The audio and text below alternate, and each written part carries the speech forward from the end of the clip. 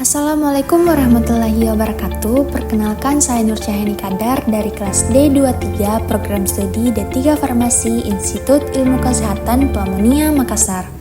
Kali ini kita akan membahas tentang lesbian, gay, biseksual, dan transgender.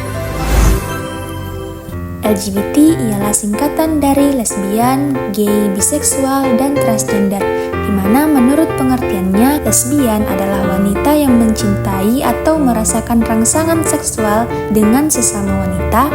J adalah lelaki yang mencintai dengan sesama lelaki.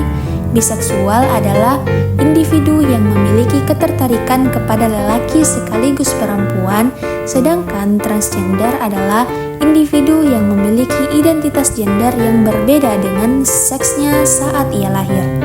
LGBT dalam pandangan hukum Islam. Sekarang ini, Indonesia semakin liberal.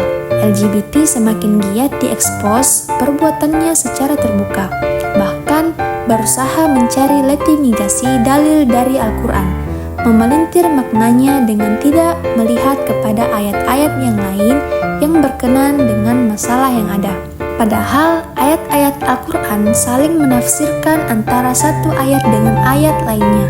Hal ini disebabkan karena mereka hanya memiliki sedikit ilmu pengetahuan agama, belum banyak membaca tafsir dan hadis, tidak mengetahui usul fiqh dan sarana-sarana ijtihad yang lainnya, sehingga menurut mereka tidak ada larangan dari Al-Quran dan hadis untuk melakukan LGBT.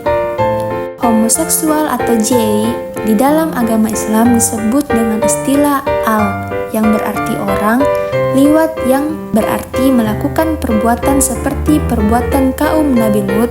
Istilah lesbian dalam agama Islam disebut dengan al-ishaq, yang berarti perempuan yang melakukan hubungan seksual dengan sesama perempuan. Dalam hukum Islam, homoseks sesama pria disebut liwat, yang akar katanya sama dengan akar kata Lut. Perbuatan homoseks sesama pria itu disebut liwat karena perbuatan tersebut pernah dilakukan oleh kaum yang durhaka kepada seruan Nabi Lut alaihissalam.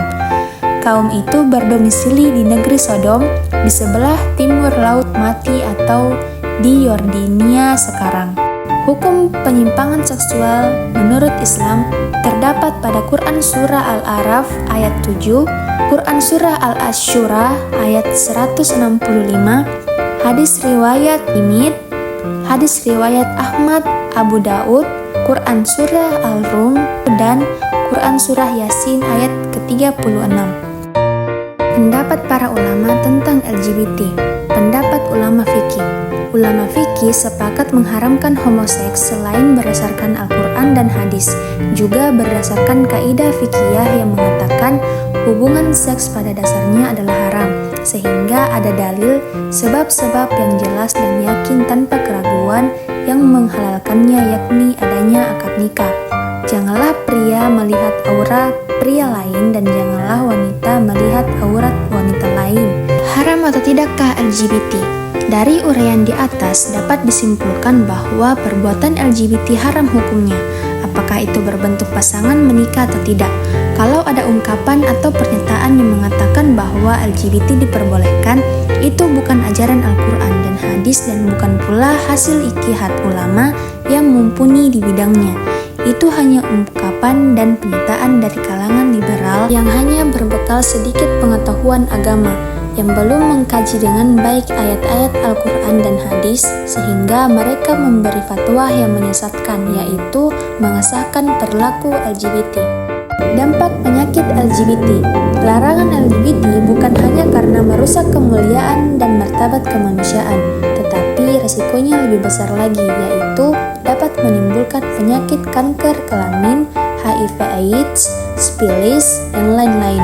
Demikian pula perkawinan waria yang telah menjalani operasi pergantian kelamin dengan laki-laki dikategorikan sebagai praktek homoseksual karena tabiat kelaki-lakiannya tetap tidak bisa berubah oleh dokter meskipun ia sudah memiliki kelamin perempuan.